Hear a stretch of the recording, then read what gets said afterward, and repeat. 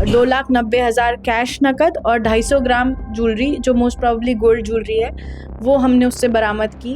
हम एक विशेष मुहिम चला रहे हैं जिसमें हम ड्रग्स के खिलाफ कड़क से कड़क कार्रवाई कर रहे हैं। उससे हमने 23 ग्राम स्मैक बरामद किया। उनसे हमने ये 23 किलो गांजा बरामद किया। साउथ ईस्ट डिस्ट्रिक्ट की पुलिस ने एक ऐसे ड्रग्स सिंडिकेट का भंडाफोड़ किया है जिसके पास से 23 किलो गांजा 250 ग्राम ज्वेलरी के साथ 3 लाख रुपए बरामद कर लिए हैं। तमाम जानकारी के लिए हमारे साथ खास बातचीत करने के लिए मौजूद हैं additional DCP Aishwarya Sharma ji. Ma'am, क्या था पूरा मामला, किस तरह पुलिस ने इनको गिरफ्तार किया? जी हाँ, हमें एक गुप्त सूचना मिली सराय काले खां में कि एक ड्रग पेडलर है जो कि इंटरस्टेट काम करती है, उनके मूवमेंट की संभावना है। और इसीलिए क्योंकि अभी हमारे सीपी सर ने एक हमें टारगेट दिया है कि अप्रैल का महीना हम एक विशेष मुहिम चला रहे हैं जिसमें हम ड्रग्स के खिलाफ कड़क से कड़क कार्रवाई कर रहे हैं, स्पेशल ऑपरेशंस कर रहे हैं।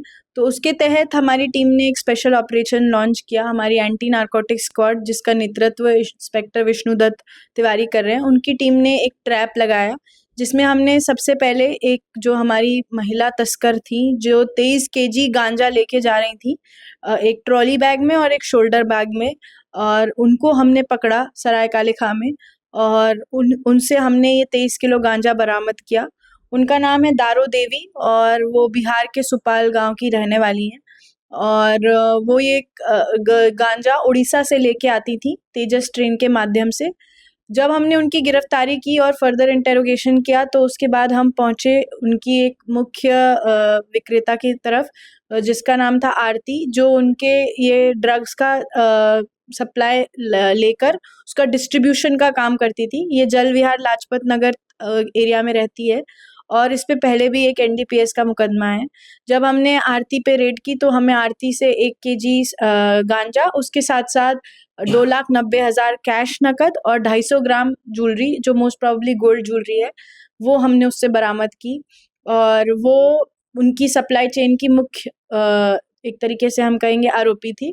इसके बाद जब हमने फर्दर इंटेलिजेंस डेवलप की और एक और रेड की तो हमने एक लेडी को पकड़ा जिसका नाम सुधा है। उससे हमने 23 ग्राम स्मैक बरामद किया और ये भी जल विहार लाजपत नगर की रहने वाली है। और अभी हम इसकी फॉरवर्ड बैकवर्ड लिंकेज पे काम कर रहे हैं कि ये स्मैक कहाँ से लाती थी। बेचने का काम तो ये जल विहार में कर रही थी। और इससे जब हमने 23 ग्राम स्मैक किया तो हमने अलग से लाजपत नगर में एक केस भी किया है।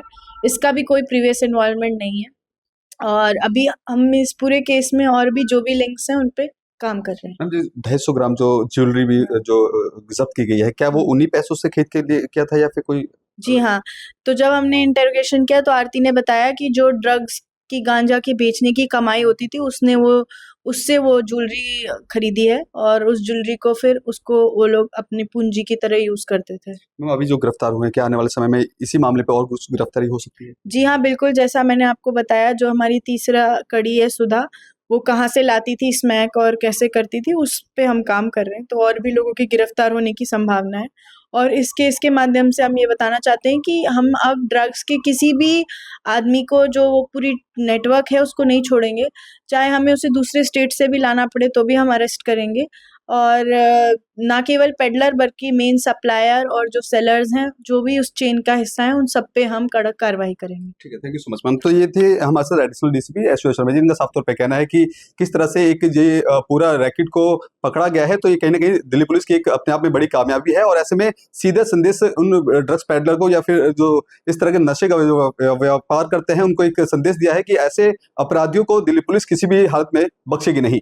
कैमरा पर्सन कमलेश कुमार के साथ मैं संदेश सक्सेना, पंजाब केसरी.com, दिल्ली।